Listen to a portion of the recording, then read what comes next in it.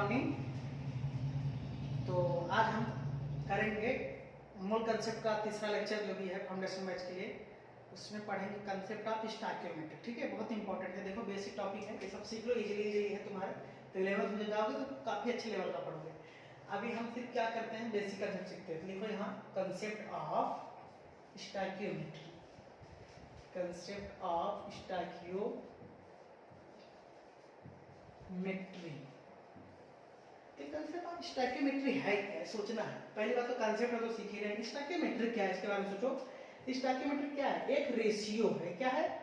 एक रेशियो है। It is a, लिख लो फटाफट, it is a ratio. Ratio क्या होता है? नंबर होता है। It is a ratio. ये कुछ नहीं है, देखना स्टोइकियोमेट्री बड़ा अजीब लग रहा है, जैसा लग रहा है पता नहीं क्या है, कहाँ से आया है। इट इज ए रेशियो, ऐसे लिखो फटाफट, जैसे मैं समझाऊँ एग्जाम्पल, बहुत आसान है। और इसका मतलब समझ आना चाहिए। पहले तो क्या करना है, फिर इसके बाद उसका मतलब क्या है वो समझना है, फिर इसके बाद आगे सोचेंगे। जैसे मैंने कहा अगर हाइड्रोजन है, ऑक्सीजन से रिएक्शन करे तो क्या बनाएगा? वाटर। सही है। अब बताओ अगर मैं कोई रिएक्शन बैलेंस करो या मत करो, इससे क्या समझना है? इससे समझना है कि हाइड्रोजन एक मिलेगा, ऑक्सीजन एक मिलेगा तो एक वाटर बनेगा ना। एक मॉलिक्यूल कह सकते हो, एक मॉलिक्यूल वाटर, एक मॉलिक्यूल हाइड्रोजन, एक मॉलिक्यूल ऑक्सीजन मिलेगा तो एक मॉलिक्यूल वाटर बनेगा। या ऐसे कह सकते हो, एक मोल, मोल तो पढ़ाई नहीं हम, एक मोल हाइड्रोजन एक मोल ऑक्सीजन मिलेगा तो एक मोल वाटर बनेगा। ऐसा लग रहा है ना, लेकिन ऐसा नहीं है। क्यों? क्योंकि जब ऐसा है तो एटम बैलेंस होना चाहिए ना। क्योंकि कोई भी रिएक्शन हो तो उसमें एटम क्या होगा? बैलेंस होगा। मास क्या होगा? कंजर्व होगा। कंजर्वेशन मास मतलब इसका मास बराबर इसके मास के आना चाहिए, या फिर एटम कंजर्व होना चाहिए। देखो क्या है, ऐसा है, बैलेंस रिएक्शन नहीं है। अगर मेरे को यहाँ दो हाइड्रोजन है, यहाँ दो हाइड्रोजन है, बैलेंस है। यहाँ दो ऑक्सीजन है, यहाँ एक ही ऑक्सीजन, तो अनबैलेंस है ना। तो ये रिएक्शन बैलेंस नहीं था। ऐसा नहीं कह सकते कि इसका एक मोल, इसका एक मोल, इसका एक मोल, नहीं। मास निकालोगे, चलो एक हाइड्रोजन में कितना होता है बताओ? 1 ग्राम। तो दो हाइड्रोजन में कितना होगा? 2 ग्राम। वर्ग मास याद करो, लिखा था ना। ऑक्सीजन का एक का कितना होता है? 16 ग्राम। तो दो का कितना होगा? 32 ग्राम। ये भी लिख दिया, चलो ठीक है। अब बताओ दोनों मिलाओगे, conservation of mass, conservation of mass पढ़ाया था ना। जब मास मिलाओगे, कोई भी मास होगा, कंजर्व अगर मेरे को 2 ग्राम 4 ग्राम मिलाओ, कितना होना चाहिए? 6 ग्राम। तो यहाँ 2 ग्राम 32 ग्राम मिलाओ, कितना होना चाहिए? 34 ग्राम। यहाँ लिख दिया 34 ग्राम। अब इसका निकालो मोलर मास, इसका मास निकालो। अच्छा, वाटर का कितना आता था? याद करो, वाटर का कितना आता था? 2 ग्राम इसका आएगा, और किसका आएगा? 16 ग्राम इसका आएगा। फिर कितना आएगा बताओ? 18 ग्राम। तो यहाँ तो वो 2 ग्राम मिला और 32 ग्राम, 34 ग्राम बनना चाहिए, लेकिन सिर्फ बन कितना रहा? 18 ग्राम। ये भी गलत हो गया, मास ऑफ कंजर्वेशन में गलत हो गया। इसका मतलब कुछ तो गड़बड़ है। और गड़बड़ क्यों है? क्योंकि एटम की वजह से। जब तुमने 2 हाइड्रोजन लिए तो 2 ग्राम यहाँ, 2 ग्राम यहाँ, तुमने 2 ऑक्सीजन लिए, यहाँ कितना है? 32 ग्राम। लेकिन यहाँ सिर्फ एक ही लिया, कितना है? सिर्फ 16 ग्राम, इसलिए गड़बड़ हो गया ना। अगर ये भी 2 होता तो 32 ग्राम आता, ठीक है, आ जाता, ये भी 34 ग्राम हो जाता, फिर वहाँ पे सही होता। लेकिन अब बोलो क्या करो, क्या यहाँ 2 लगा दोगे क्या? नहीं, अपने मन से क्यों थोड़ी लगाओगे। अगर तुम यहाँ 2 लगाओगे फिर ये वाटर थोड़ी हुआ, ये फार्मूला क्या हो गया? चेंज हो गया, तो गड़बड़ हो गया ना। यहाँ 2 नहीं लगा सकते, तो फिर क्या करोगे? दूसरे तरीके बैलेंस कर। दूसरे तरीके से कैसे बैलेंस करोगे? आप बोलोगे कि मैं क्या करूंगा, एक ऑक्सीजन बढ़ाना है तो एक वाटर ऐड कर देता हूँ। जैसे एक वाटर ऐड किया, बताओ, एक वाटर 2 वाटर, 2 बार लिखना जरूरी है क्या? नहीं, एक ही बार लिखो। तो कैसे लिखोगे फिर इसको? 2 बार H2O लिखोगे ऐसे। अब बताओ यहाँ क्या हो चुका है? यहाँ 2 बार H2O, मतलब ऑक्सीजन तो 2 हो गया, लेकिन उसी समय हाइड्रोजन 4 हो चुका है। देखो H2O प्लस H2O, मतलब एक में 2 हाइड्रोजन, दूसरे में 2 हाइड्रोजन, कितने हो गए? 4। तो 2 दूना 4 हाइड्रोजन। यहाँ कितना है? सिर्फ 2। एक हाइड्रोजन और लगाओगे, फिर मतलब 2 हाइड्रोजन और लगाओगे, H2 प्लस H2। अब बोलो सर ऐसे क्यों लिख रहे हो? ऐसे लिख दो ना, ऐसे लिख दो। तो नहीं लिख सकते, क्योंकि हाइड्रोजन क्या होता है? डाई मॉलिक्यूल होता है ना, मतलब अकेले तो एग्जिस्ट नहीं करता है, तो मॉलिक्यूल एग्जिस्ट करता है। क्या लिखना पड़ेगा? ऐसे लिखना पड़ेगा, H2, जो मॉलिक्यूल एग्जिस्ट करता है। अब बताओ इसको 2 बार लिखना जरूरी है? नहीं, 2 बार नहीं लिखना। फिर कैसे लिखोगे? ऐसे 2H2। तो बैलेंस हो गया, चेक करो। यहाँ 2 दूना 4 हाइड्रोजन, यहाँ 2 दूना 4 हाइड्रोजन, यहाँ 2 ऑक्सीजन, यहाँ 2 ऑक्सीजन, क्योंकि ब्रैकेट के बाहर आते हैं। 2 दूना 4 और 1 2 दोनों है, ठीक है। देखो एक नंबर मिला, क्या मिला? नंबर। यहाँ बैलेंस करके ठीक से देखो, या फिर और शॉर्टकट में कर सकते थे। कैसे कर सकते थे?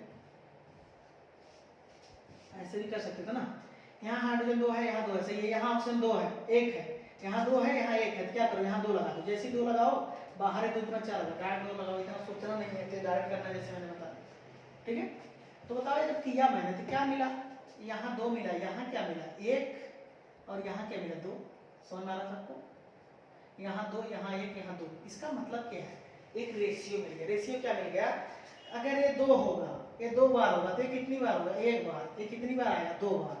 मतलब रेशियो हो गया 2:1:2। इसका क्या मतलब है, अगर इसका 2 मॉलिक्यूल रिएक्शन करेगा तो इसको 1 करना पड़ेगा और इसको 2 करना पड़ेगा। याद है मैंने जब शुरू में कंपाउंड पढ़ाया था, बताया था ना, जब भी एलिमेंट आपस में कंबाइन होते हैं फिक्स रेशियो में। फिक्स रेशियो मतलब ये अगर 2 होगा तो इसको 1 होना पड़ेगा। 2:1 रेशियो होगा तभी क्या बनता है, कोई नया कंपाउंड बनता है। और क्या बनता है, वाटर। और वो कितनी बार बनेगा, 2 बार। मतलब अगर ये 1 होगा तो ये 2 होगा, अगर ये 2 होगा तो ये कितना होगा, 4 होगा। अगर ये 5 होगा ये कितना होगा, 10 होगा। मतलब इसका ये क्या रहेगा, डबल रहेगा। तो अगर ये 5 रहेगा तो 10 रहेगा, अगर ये 10 है तो ये भी कितना रहेगा, 10, क्योंकि रेशियो वही रहना चाहिए ना, 2:1:2। यहाँ पे रेशियो लिख सकते हो, रिएक्टेंट का इधर है, प्रोडक्ट का उधर है, रेशियो है, ऐसे कह सकते हो।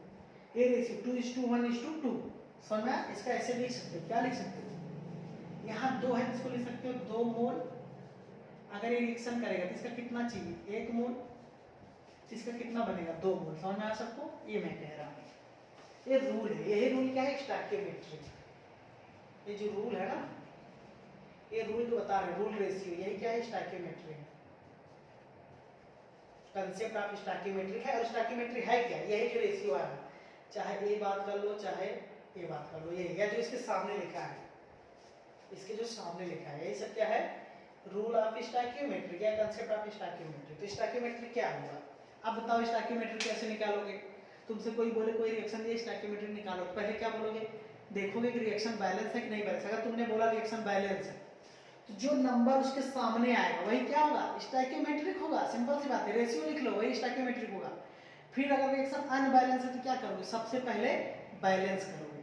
जैसे ही बैलेंस करोगे तो कोई कोई नंबर सामने आएगा, वही जो नंबर आएगा उसका रेशियो क्या है, स्टोइकियोमेट्रिक है। जैसे अभी एग्जांपल दे रहा हूं। अच्छा, इसको चेंज भी कर सकते हो, कैसे, मैं क्यों रेशियो वाला 2:1:2, इसका 2 मोल करेगा, इसका 1 मोल करेगा, इसका 2 मोल करेगा। मान लो मैंने यहाँ क्या कर दिया, 4 मोल कर दिया, बताओ अब क्या होगा। रेशियो तो वही रखना है, स्टोइकियोमेट्री को वही रखना है। अब बताओ, अगर ये 2 था तो इसका ये आधा था, अगर ये 2 था तो इसका आधा था। तो यहाँ अगर ये 4 है तो इसका आधा कितना होगा, 4 का आधा क्या होगा, 2 मोल होगा ना, सही है। तो अगर ये 2 था तो ये भी 2 था रेशियो, तो ये अगर 4 है तो भी क्या रहेगा, 4 रहेगा ना। समझ में आया, रेशियो अभी भी वही रहना चाहिए। देखो यहाँ पे 2:1, 2:1:2, यहाँ भी 2:1:2 आ रहा है। कैसे, अगर तुमने यहाँ 2 से मल्टीप्लाई करा तो यहाँ भी करोगे, यहाँ भी करोगे ना। क्यों, क्योंकि अगर पूरी रिएक्शन बैलेंस है, इधर भी बैलेंस है इधर भी बैलेंस है, कोई तराजू है, दोनों तरफ बैलेंस है, तो जितना इधर रखोगे, मान लो बैलेंस है, इधर 1 किलोग्राम रखोगे उधर 1 किलोग्राम रखोगे, क्या रहेगा, फिर से बैलेंस रहेगा। 2 किलोग्राम रखोगे इधर 2 किलोग्राम, दोनों साइड रखो, क्या रहेगा, बैलेंस। अगर मैंने पूरा इस साइड 2 से मल्टीप्लाई किया तो पूरे इस साइड में 2 करना पड़ेगा। तो यहाँ 2 करोगे 4, यहाँ 2 करेगा 2, यहाँ 2 करोगे 4। मतलब अगर 4 मोल करेगा, 2 मोल करेगा, कितना करेगा, 4 मोल। ऐसे फिक्स बना सकते हो। अगर मैं यहाँ डिवाइड कर दूँ, मैं को यहाँ 10 से डिवाइड कर दिए तो कितना आ गया, 0.2 मोल। अगर ये 0.2 मोल आ रहा है, यहाँ भी 10 से डिवाइड करो तो कितना आ जाएगा, बताओ, 0.1 मोल। तो यहाँ भी 10 से डिवाइड करो तो क्या आ जाएगा, 0.2 मोल। मतलब पूरे रिएक्शन में 10 से डिवाइड करो फिर से क्या आएगा, 0.2 मोल। तो मतलब स्टोइकियोमेट्री में 2 फायदा है। पहला कि स्टोइकियोमेट्री कब आएगी, रिएक्शन बैलेंस करने के बाद। रिएक्शन बैलेंस है तो रहने दो, नहीं है तो बैलेंस करो। और वो बैलेंस कैसे करोगे, एटम बैलेंस करके। दूसरा क्या होगा, उसके सामने जो नंबर आएगा वही क्या होगा, स्टोइकियोमेट्री। डायरेक्ट पता चल गया, तुमसे कोई नहीं पूछेगा स्टोइकियोमेट्री, तुमसे सिर्फ ये पूछा जाएगा कि यहाँ कितना मोल किसका करेगा, कितना बनेगा। तुम इसमें बता सकते हो कि रिएक्टेंट कितना मोल करेंगे, प्रोडक्ट कितना मोल बनेगा। तो यहाँ अगर मैं कहूँ इसका 2 मोल करेगा तो इसका 1 मोल बनेगा, तो यहाँ 2 मोल। यहाँ पे कंजर्वेशन ऑफ मोल मत लगाना, क्योंकि कंजर्वेशन एटम लगा चुके हैं। इसके 4 एटम, इसके 4 एटम, इसके 2 एटम, तो 2 एटम। एटम कंजर्व है ना, ऐसा मत बोल देना कि यहाँ 2 मोल, यहाँ 1 मोल, यहाँ 3 मोल होना चाहिए। नहीं, ये नहीं होता। स्टोइकियोमेट्री थोड़ी बोलता है कि मोल कंजर्व है। मोल तो चेंज हो सकते हैं लेकिन एटम तो सेम रहेगा ना। तो एटम सेम है, बस वही चीज। मास भी सेम रहेगा। अभी मास भी देख सकते हो, देखो कैसे मास है।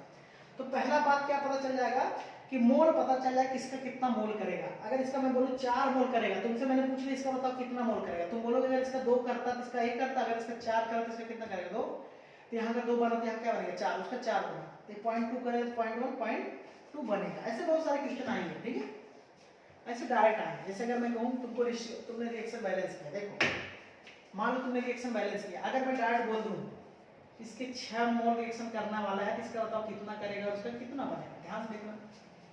तुम वही करोगे, रेशियो तो वही रहना चाहिए ना, यही रहना चाहिए। 2:1:2 मतलब 2:1:2 ही रहना चाहिए। अगर बताओ अगर मेरे को यहाँ 6 मोल कराना है, इसका कितना करेगा, इसका कितना बनेगा? वीडियो पॉज करके सोचो, फिर आंसर लिखना। देखो यहाँ से अगर ये 2 से 6 आ रहे हो, मतलब यहाँ कितना मल्टीप्लाई करोगे? 3। यहाँ कर लो 3 मल्टीप्लाई, 3 दूना 6 हो गया, तो यहाँ भी 3 करोगे, फिर यहाँ भी 3 करोगे, तो यहाँ 3 करे 6, तो यहाँ 3 करो कितना आ जाएगा? 3 मोल आ जाएगा। तो फिर यहाँ 3 करो कितना आ जाएगा? 6 मोल। फिर से समझ में आया? तो स्टोइकियोमेट्री का पहला फायदा क्या है, इससे पता चल जाता है कितना मोल करेगा और कितना मोल बनेगा। दूसरा फायदा क्या होता है, मास निकाल सकते हो। ठीक है, यहाँ डायरेक्ट मास मत लिखना। देखो स्टोइकियोमेट्री कभी मास नहीं बताएगा, डायरेक्ट ऐसा मत लिख देना कि इसका 2 ग्राम करेगा, इसका 1 ग्राम करेगा, तो इसका 2 ग्राम बनेगा। नहीं, ये हो ही नहीं सकता। क्यों नहीं हो सकता? क्योंकि कंजर्वेशन ऑफ मास नहीं है। 2 ग्राम 1 ग्राम 3 ग्राम होना चाहिए, नहीं हो रहा ना, गलत है। तो मास खुद निकालोगे। मास कैसे निकालोगे? पहले तो मोल रहेगा, रेशियो। मोल रेशियो क्या है बताओ? मोल रेशियो क्या आएगा स्टोइकियोमेट्रिक? अगर इसका 2 मोल आएगा तो इसका कितना आएगा? 1 मोल। तो इसका कितना आएगा? 2 मोल। क्यों? क्योंकि जो दिया है वही आएगा। यहाँ जो दिया है 2, यहाँ 1, यहाँ 2, इसका 2, इसका 1, इसका 2, यही आएगा। अब बताओ मास कैसे निकालोगे? मैं कह रहा हूँ 1 मोल H2 होता तो कितना मास आता? 1 का 1 ग्राम, तो 2 का 2 ग्राम, कितना आ जाएगा? 2 ग्राम। अगर 2 मोल कर दिया तब 2 मोल H2, तो 2 दूना क्या आ जाएगा? 4 ग्राम। तो यहाँ कितना है? 2 मोल H2 है। 1 मोल होता 2 ग्राम आता, 2 मोल है तो कितना है? 4 ग्राम। मास निकालो। यहाँ मास में निकालना, मास रेशियो। मास रेशियो खुद निकालना है। एक क्या हो सकता है? गिवन हो सकता है। ये गिवन का मतलब स्टोइकियोमेट्रिक है। गिवन स्टोइकियोमेट्रिक ही रेशियो है, मोल रेशियो। समझ में आया? गिवन स्टोइकियोमेट्री ही क्या है? Mole ratio. और ये क्या है? फाइंड करना है। फाइंड इट मतलब ये मास रेशियो फाइंड करना। बताओ 1 मोल हाइड्रोजन का 2 ग्राम, तो 2 मोल हाइड्रोजन का कितना होगा? 2 × 2 ग्राम कितना होगा बताओ? 4 ग्राम होगा ना। तो खुद से निकाल सकते हो, बेसिक मेथड। 4 ग्राम आया। तो 1 मोल ऑक्सीजन का कितना आएगा बताओ? अगर 1 ऑक्सीजन होता तो 16 आता, तो O2 कितना हुआ? 2 आ जाएगा ना। कितना आ जाएगा? 32 ग्राम। तो यहाँ कितना आना चाहिए बताओ? 32 ग्राम। क्योंकि अभी पिछली बार जब तक रिएक्शन बैलेंस नहीं थी, मास कंजर्व नहीं दिख रहा था। अभी देखो दिखेगा कि 4 ग्राम में 32 ग्राम, बताओ कितना होना चाहिए? 36 ग्राम होना चाहिए ना टोटल। 36 ग्राम। अगर 4 ग्राम में 32 ग्राम तो 36 ग्राम आना चाहिए। चलो देखते हो कितना आता है। चलो इसको निकालो यहाँ से। यहाँ क्या है? 2 मोल वाटर है ना। प्रोडक्ट क्या बना? 2 मोल वाटर। तो 1 मोल वाटर कितना आता है? 1 मोल वाटर कितना आता है? 2 हाइड्रोजन और 16 इसका, कितना आता है? 18 ग्राम। भी निकाल। अगर 2 मोल बन गया है, यहाँ 2 मोल बना ना, 2 मोल H2O का कितना आएगा? जल्दी बताओ। 18 × 2 कितना आना चाहिए? 36 ग्राम। तो आ गया ना 36 ग्राम। तो सही है, बैलेंस है। मतलब अगर 2 मोल बनेगा तो 1 मोल 2 मोल, तो सही था। इसका 3 मोल मत बनाना, नहीं तो 36 18 तो 54 ग्राम होगा, ज्यादा हो जाएगा ना। 32 4 36 होना चाहिए, 54 आ जाएगा, गड़बड़ होगा। मतलब मोल कंजर्व नहीं रहते, एटम कंजर्व रहते। कैसे? जितने एटम इधर रहेंगे उतने एटम इधर रहेंगे, जितना मास इधर रहेगा उतना मास इधर रहेगा। कंजर्वेशन ऑफ मास रहेगा, कंजर्वेशन ऑफ एटम रहेगा। यही यूज करना है, बाकी कुछ नहीं। और बाकी जो रेशियो आएगा बैलेंस करके क्या रहेगा? मोल। अब बताओ मास रेशियो कैसे निकालोगे? अगर मुझे 4 ग्राम है, 32 ग्राम है, 36 ग्राम तो आएगा। अगर मैं 4 से डिवाइड करूं, यहाँ कितना आएगा? 1 ग्राम। यहाँ कितना आएगा? 8 ग्राम। यहाँ कितना है? 4 1 4 से डिवाइड करो, यहाँ भी 4 से करो, यहाँ भी 4 से करो, यहाँ भी 4 से करो, तो 4 8 और कितना होगा? 9। तो आ गया ना। देखो बैलेंस है। इसका 1 ग्राम 8 ग्राम मिला कितना आएगा? 9 ग्राम। तो रेशियो हो गया। मतलब अगर इसका 1 ग्राम करेगा तो इसका 8 ग्राम, तो इसका 9 ग्राम। ऐसे कुछ भी लिख सकते हो। अब बताओ अगर मैं बोलूँ इसका x ग्राम करेगा, तो बताओ इसका कितना करेगा? इसी रेशियो से। ये रेशियो आ गया। क्या आ गया? रेशियो। ये रेशियो होगा 1:8:9। किसका? Mass ratio. देखो मोल रेशियो नहीं, मोल खत्म करो। मोल रेशियो के बारे में मत सोचो, ये मत सोचो। मोल के बारे में नहीं सोचो, सिर्फ मास के बारे में सोचो। अगर मैं कहूँ इसका रेशियो है, अगर मैं कहूँ इसका 1 ग्राम है, इसका 8 ग्राम, इसका 9 ग्राम। यहाँ 4 से मल्टीप्लाई करो, 4 यहाँ 4 से करो, 8 32 4 9 36 ग्राम। अगर मैं इसका x ग्राम करेगा तो इसका कितना करना चाहिए बताओ? 8x करना चाहिए। इसका कितना बनना चाहिए? 9x करना, क्योंकि रेशियो ही आएगा ना। ये 1 आएगा तो 8 आ गया 9। अगर ये x है ये उसका 8 गुना आएगा। 8x से कितना आएगा? 9 गुना, 9 टाइम्स 9x। समझ? ऐसे कुछ भी निकाल सकते हो, जिसका मर्जी हो लिखते जाओ, या फिर ऐसे भी लिख सकते हो। अगर मैंने यहाँ 2 ग्राम किया, बताओ अगर ये 2 ग्राम हुआ, यहाँ डबल हुआ है तो ये भी कितना होना चाहिए? डबल। यहाँ कितना होगा? 16 ग्राम। तो यहाँ भी कितना? डबल होगा, 18 ग्राम। चेक करो, 16 2 18 आ गया ना। सही है। तो ऐसे किसी का कुछ भी निकाल सकते हो। मास रेशियो निकाल सकते हो, मोल रेशियो। चलो एग्जांपल अच्छे से करते हैं तो तुमको समझ आ जाएगा इसमें कि मास रेशियो निकालना है या मोल रेशियो। ठीक है, यहाँ जल्दी जल्दी नोट करो। इसके बाद फिर वीडियो पॉज करके खुद कर लेना क्वेश्चन। मैं एक लास्ट क्वेश्चन यही कराऊंगा, इसके बाद तुम्हारा लगेगा 45 आधे घंटे का तो हो ही जाता है वीडियो, उतना ही करना। यहाँ सबसे पहले क्या लिखेंगे हम क्वेश्चन में, find mole ratio and mass ratio in given reaction. मैंने दे दिया N2 plus H2 equal to NH3। ठीक है, इसमें तुमको बताना है मास रेशियो मोल रेशियो। क्या देखो ऐसे मैं बताऊं, पहले चेक करो रिएक्शन बैलेंस है या नहीं बैलेंस है। अगर यहाँ नाइट्रोजन 2 है तो यहाँ कितना है 1 है, इसका मतलब बैलेंस नहीं। फिर यहाँ हाइड्रोजन 2 यहाँ कितना 3, फिर बैलेंस नहीं तो गड़बड़ है ना, पहले बैलेंस करना। वैसे मत बोल देना यहाँ 1 है, कुछ नहीं किया 1 मान लिया, बोला 1 मोल करेगा 1 मोल बनेगा 1 मोल बनेगा तो गलत हो जाएगा ना। पहले बैलेंस करो। बैलेंस कैसे करोगे बताओ। अगर मेरे को यहाँ नाइट्रोजन कितनी बार है 2, तो 2 नाइट्रोजन करना है, यहाँ अंदर तो नहीं कर सकते ना, कहाँ करना होगा बाहर करना होगा 2 बार नाइट्रोजन। और जैसे ही बाहर करोगे पूरा ब्रैकेट के बाहर आएगा ना, यहाँ नाइट्रोजन 2 है तो यहाँ 2 से मल्टीप्लाई किया नाइट्रोजन 2 हो गया, लेकिन हाइड्रोजन कितना हो गया बताओ 6 बार हो गया। क्यों? क्योंकि NH3 प्लस NH3 2 बार लिख रहा था, नाइट्रोजन 2 हो गया, लेकिन H3 2 बार हुआ, कितना हो गया 6 हाइड्रोजन हो गया, 2 3 6 हाइड्रोजन हुआ ना। तो बताओ यहाँ भी फिर कितना मल्टीप्लाई कराना पड़ेगा 3 से, तब कितना होगा 3 दूना 6 हाइड्रोजन। समझ में आ रहा। 3H2 का मतलब यहाँ क्या है 1 है, 1 नाइट्रोजन, तो 1 नाइट्रोजन। 3H2 का मतलब क्या है H2 plus H2 plus H2, बताओ कितना है 2 2 4 2 6 है ना। और 2NH3 का क्या मतलब है NH3 प्लस NH3, तो क्या आ जाएगा 3 3 6 और 2 2 नाइट्रोजन 2 और 1 बैलेंस हो चुका। अब बताओ बैलेंस होते ही नंबर कितना मिला 1 3 और 2 आ गया ना मोल रेशियो। मोल रेशियो क्या होता है बताओ, आंसर क्या हो जाएगा तुम्हारा मोल रेशियो में। मोल रेशियो मतलब क्या स्टोइकियोमेट्री निकालोगे। मोल रेशियो मतलब क्या स्टोइकियोमेट्री। और स्टोइकियोमेट्री क्या होता है जो नंबर उसके सामने दिखता है, तो मोल रेशियो क्या आ जाएगा 1:2, या ऐसे लिख सकते हो 1 मोल इसका करेगा तो इसका कितना करेगा 3 मोल, इसका बनेगा कितना 2 मोल। यही क्या है मोल रेशियो। तो मोल रेशियो कैसा आ जाएगा 1:3:2। इसको रेशियो में ले सकते हो 1:3:2 ऐसे। तो चाहे ऊपर वाला लिखो चाहे दोनों सही है। इसका 1 मोल करेगा तो इसका 3, इसका 2 बनेगा। तो यही स्टोइकियोमेट्री का 1 मोल 3 मोल 2 मोल ऐसे करना। फिर दूसरा आंसर कैसे लिखोगे मास रेशियो लिखो। अच्छा बताओ मास रेशियो क्या है। मास रेशियो हो सकता है 1 ग्राम 3 ग्राम 2 ग्राम, नहीं ये मास रेशियो नहीं, तो मास निकालना पड़ता है। कैसे निकालोगे 1 मोल नाइट्रोजन का निकालोगे, ये हटा दे रेशियो, रेशियो यही है मोल रेशियो यही आएगा। अब 1 मोल नाइट्रोजन का निकालो N2 का। अच्छा बताओ 1 नाइट्रोजन होगा कितना आता है 14 ग्राम, तो 2 हो गया तो कितना होगा 28 ग्राम। तो इसका कितना आना चाहिए 1 मोल है ना, 1 मोल N2 है, 1 मोल क्या N2, तो कितना आना चाहिए 28 ग्राम।